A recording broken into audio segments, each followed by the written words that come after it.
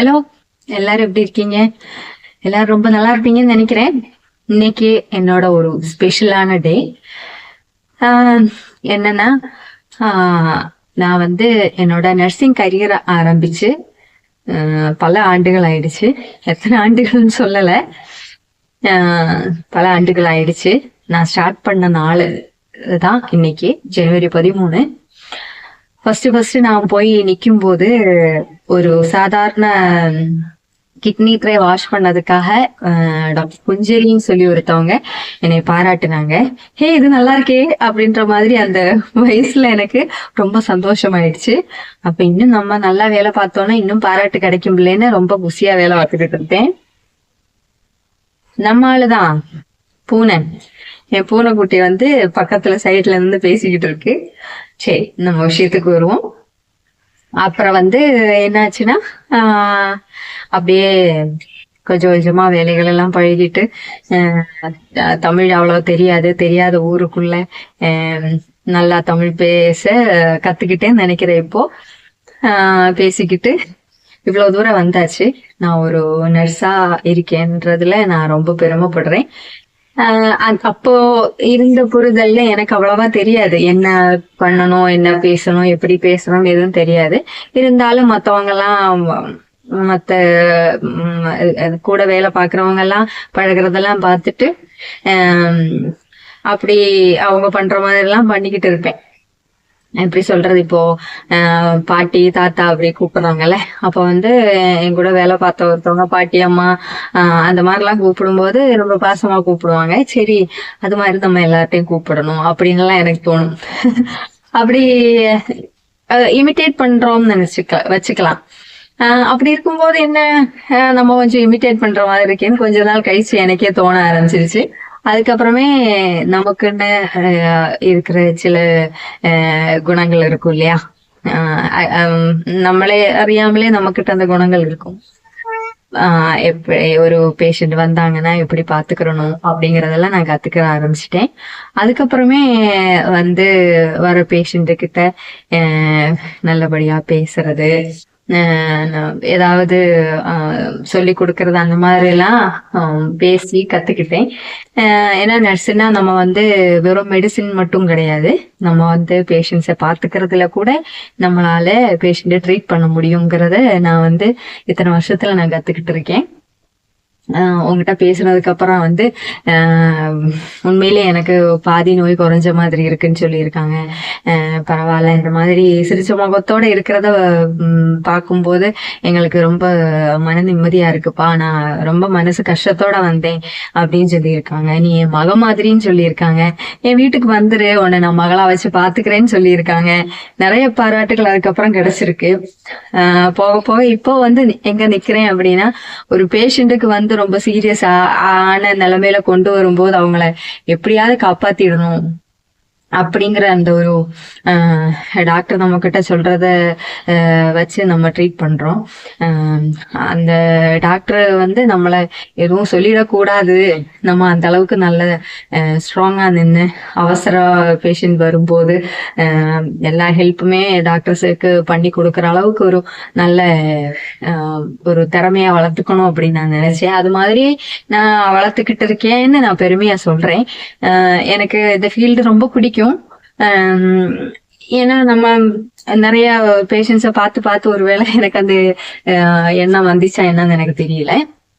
அப்படி வந்து வர பேஷண்ட்டுமே வந்து நம்மளை கேட்குற அளவுக்கு அந்த பொண்ணு இல்லையா அப்படின்னு கேட்குற அளவுக்கு நடந்துகிட்டு இருக்கேன்னு நினைக்கிறேன். நம்ம கிட்ட வந்து சந்தோஷமா பேசுறது, இல்லப்பா வீட்டு விஷயத்த கூட ஓப்பனா நம்ம கிட்ட பேசி ஷேர் பண்ற அளவுக்கு நம்ம கிட்ட வந்து ஒரு எப்படி க்ளோஸா இருக்க நிறைய பேஷண்ட்ஸ் கூட இருக்காங்க. நல்லா அவ்வளவு அந்யோன்யமா பழகக்கூடியவங்களும் இருக்காங்க. அதனால எனக்கு வந்து இந்த ஃபீல்டுல ரொம்ப வந்து நான் வந்து ரொம்ப சந்தோஷமா வேலை பார்த்துக்கிட்டு இருக்கேன். இப்போ என்னால முடிஞ்ச அளவுக்கு பேஷண்ட்ஸுக்கு வந்து சப்போர்ட் பண்ணி நிக்கிறதுக்கும் பாத்துக்கிறதுக்கும் நான் மேக்சிமம் ட்ரை பண்ணிட்டு இருக்கேன். இதுக்கு இன்னும் நல்லா பண்ணணும்னு நினைப்பேன். சீரியஸான பேஷண்ட்ஸ் வரும்போது இப்பெல்லாம் ரொம்ப எமோஷனலி டவுன் ஆகுற மாதிரி கூட ஆயிடுது. ஏன்னா நம்ம அவ்வளவு க்ளோஸா பழகும் போது நம்ம வீட்டுல ஒரு ஆளு, நம்ம ஃபேமிலியில ஒரு ஆளுக்கு ஏதோ முடியாம போன மாதிரி ஒரு ஃபீல் வரும். அப்ப வந்து இப்போ சமீபத்துல வந்து என்னை இங்க கூட்டு வந்து நான் என்னை ஒரு நர்ஸா இங்க நிக்க வச்சிருக்கிற ஒருத்தவங்களோட இழப்பு எனக்கு ரொம்ப கஷ்டமான ஒரு இழப்பு தான். என்னோட தாய்மாமா ஒய்ஃப் தான் என்னை இங்க கூட்டு வந்தாங்க. அவங்க இப்பதான் சமீபத்துல எங்களை விட்டு போனாங்க. அவங்கதான் என்னை இங்க கூட்டு வந்தாங்க. அவங்க இல்லாட்டி நான் இந்த ஒரு வேலைக்கு வந்திருப்பேன்னு எனக்கு தெரியாது. வேற ஏதாவது ஆயிருக்கலாம், இல்லாட்டினா சாதாரணமா கூட இருந்திருக்கலாம். அப்ப வந்து அந்த இழப்பு, அந்த சமயத்துல ஒரு சீரியஸ் பேஷண்ட் வந்தாங்க. ஒரே மாதிரியான பிரச்சனையோட வரவும் கொஞ்சம் இமோஷனலி ரொம்ப டவுன் ஆனேன். ஒரு 1 வீக்லயே ரொம்ப சீரியஸா அந்த பேஷண்ட், அதுவும் முதல் நாள் வந்து கட்டிப்பிடிச்சு என்னடா மஞ்சு எப்படி இருக்கு அப்படின்னு சொல்லி பேசுறப்போ நம்ம சந்தோஷமா பார்த்துட்டு மறுநாள் சீரியஸா அவங்க வரும்போது ரொம்ப கஷ்டமா இருந்தது. அவங்கள கூட்டிட்டு ஸ்டேபிள் பண்ணி அனுப்புனதுக்கு அப்புறம் அப்படியே ரொம்ப டவுன் ஆனேன் நானு. ஒரு நிமிஷம் அப்படியே என்னால கண்ட்ரோல் பண்ண முடியாம அழவே செஞ்சுட்டேன். அந்த அளவுக்கு நம்ம வந்து க்ளோஸ்டா பேஷண்ட் கிட்ட பழகுற மாதிரி ஆயிடுச்சு. நான் ஒரே இடத்துல நிறைய வருஷங்கள் வேலை பார்க்கறதுனால அந்த மாதிரி கொஞ்சம் எல்லாருக்குமே எனக்கு தெரியுங்கிறதுனால அவ்வளவு க்ளோஸா பழகி நம்மள அவங்க வீட்டு பிள்ளை மாதிரி பார்க்க ஆரம்பிச்சுட்டாங்களா. அதனால கொஞ்சம் எமோஷனலி வந்து கொஞ்சம் கஷ்டமா ஆயிடுது இப்ப எல்லாம்.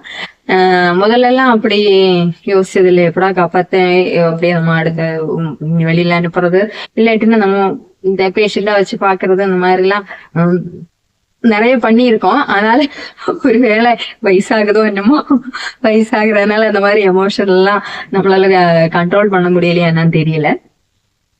அப்புறம் வந்து ஜோசப் தாத்தான்னு ஒரு தாத்தா வந்து இருந்தாரு.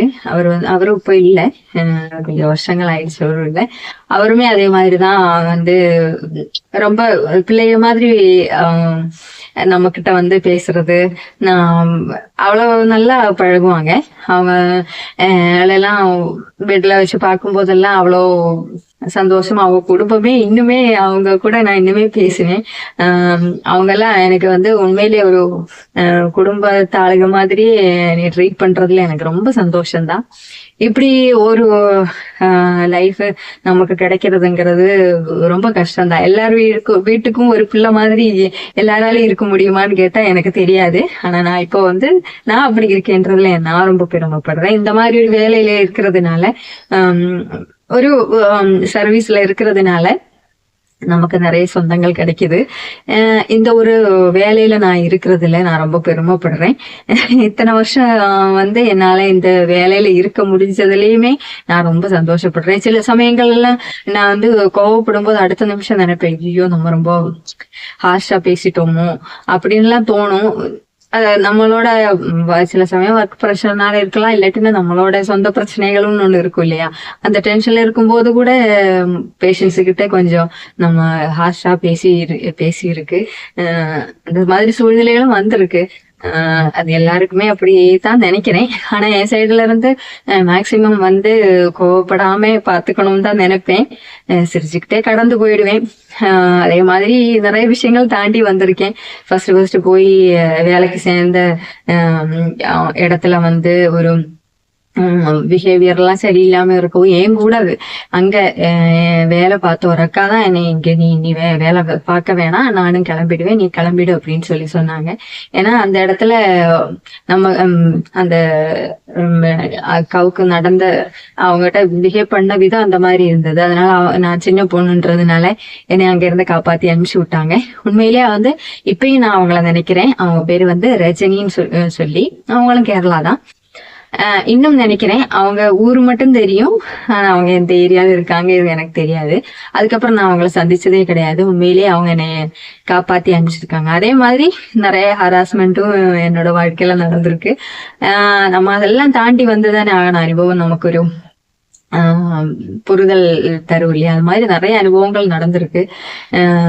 நம்ம அதெல்லாம் தாண்டி இப்பவும் நான் ஒரு வேலையை பார்த்துக்கிட்டு இருக்கேன். இந்த வேலையில தொடர்ந்துகிட்டு இருக்கேன். எப்படி சொல்றது, கூட வேலை பார்க்கறதுனால மன கஷ்டங்கள் எல்லாம் வந்திருக்கு. பல வருஷங்கள் அதை தாங்கிக்கிட்டு இருந்திருக்கு. ஆனாலுமே வந்து நம்மளோட கேரக்டர் முதற்கொண்டு தப்பா பேசியிருக்காங்க. அப்படிலாம் நடந்திருக்கு. அதெல்லாம் இப்ப வந்து அது தாண்டி வந்தாச்சு. அதனால அதெல்லாம் பெரிய விஷயமா எடுத்துக்கல. உண்மையிலே வந்து இந்த மாதிரி ஒரு வேலையில வந்ததுல நான் ரொம்ப சந்தோஷப்படுறேன், ரொம்ப பெருமைப்படுறேன். ஏன்னா இன்னைக்கு நான் அப்படி பெருமைப்படுறதுக்கு காரணம், ரெகுலரா வர பேஷண்ட்ஸ் நிறைய பேர் வந்து அவங்க வீட்டு பிள்ளையா என்னை வந்து பாத்துக்கிறாங்க. அவ்வளவு தூரம் நமக்கு ஒரு மதிப்பு கொடுக்குறாங்க.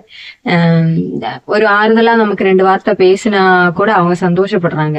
இல்லம்மா சரியாயிடும் அப்படின்னு. நமக்கு இன்னும் கொஞ்ச நாள் தான் இருப்பாங்கன்னு தெரிஞ்சா கூட நம்ம அவங்ககிட்ட ஆறுதலா 2 வார்த்தை பேசும்போது உண்மையிலே வந்து அவங்க ரொம்ப ஒரு மன நிம்மதியோட இருப்பாங்கன்னு தான் நான் நம்புறேன். அதனால மேக்சிமம் வந்து நான் பேஷண்ட்ஸ் கிட்ட அப்படித்தான் பேசுவேன்.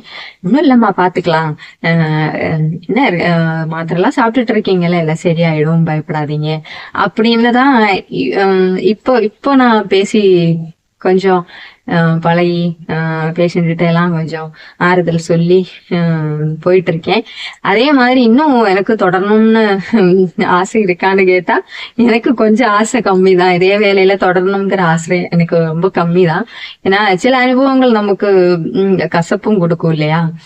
சில அனுபவங்கள் அப்படிதான். என்னதான் நம்ம வந்து நல்லபடியா வந்து எல்லாரையும் பாத்துக்கணும்னு நினைச்சாலும் நம்மளோட பர்சனலா சில விஷயங்கள் நடக்கும் போது என்னடா வேலை இது அப்படின்னு தோன்றது உண்டு இல்லையா. எல்லா வேலையிலுமே அது இருக்கு. நான் பாக்குற வேலையில மட்டும் இல்ல.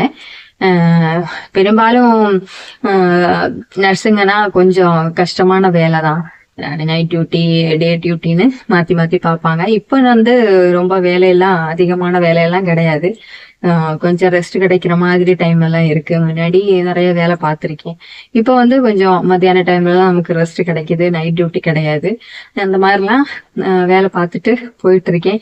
என்னோட சந்தோஷத்தை உங்ககிட்டயும் பகிரணும்னு நினைச்சேன். இந்த வீடியோ பார்த்துட்டு கண்டிப்பா நீங்க உங்களோட கமெண்ட்ஸ் பதிவு பண்ணுங்க. என்னை தெரிஞ்சவங்க எனக்கு கமெண்ட் பண்ணுங்க. கண்டிப்பா வந்து ஏதாவது ஒரு இடத்துல பார்த்திருக்கலாம், சந்திச்சிருக்கலாம். என்னோட ஆஸ்பத்திரியில கூட நீங்க சந்திச்சிருக்கலாம். என்னோட சேனல் பேரு சௌமியா ஃபேமிலி அப்படின்னு இருக்கு. முடிஞ்சா நீங்க சப்ஸ்கிரைப் பண்ணுங்க. நான் பேசுறது பிடிச்சிருந்தா கமெண்ட் பண்ணுங்க. என்னையும் கொஞ்சம் சப்போர்ட் பண்ணுங்க. நம்ம சின்ன சின்னதா கொஞ்சம் வளர்ந்து வருவோமே. எல்லாருக்கும் வணக்கம். இது வந்து நன்றியும் வணக்கம் சொல்றேன். இவ்வளவு நாள் வந்து தமிழ்நாட்டுல நான் வாழ்ந்திருக்கேன். இன்னும் இங்கேயே இருக்கணும்னு எனக்கு ஆசை இருக்கு. பார்க்கலாம் என்ன நடக்குதுன்னு. அப்ப பார்க்கலாம். எதவா இருந்தாலும் கண்டிப்பா என் சேனல் வழியா நான் சொல்லுவேன்ல. உண்மையிலே வந்து எனக்கு வந்து பெருமைதான். தமிழ்நாட்டுல இருந்து நான் இவ்வளவு தூரம் வேலை பார்த்து அத்தனை பேர் மனசுல இடம் பிடிச்சிருக்கேன்னு நினைக்கிறேன். தேங்க்யூ. மறுபடியும் இன்னொரு வீடியோவோட வரேன். நன்றி.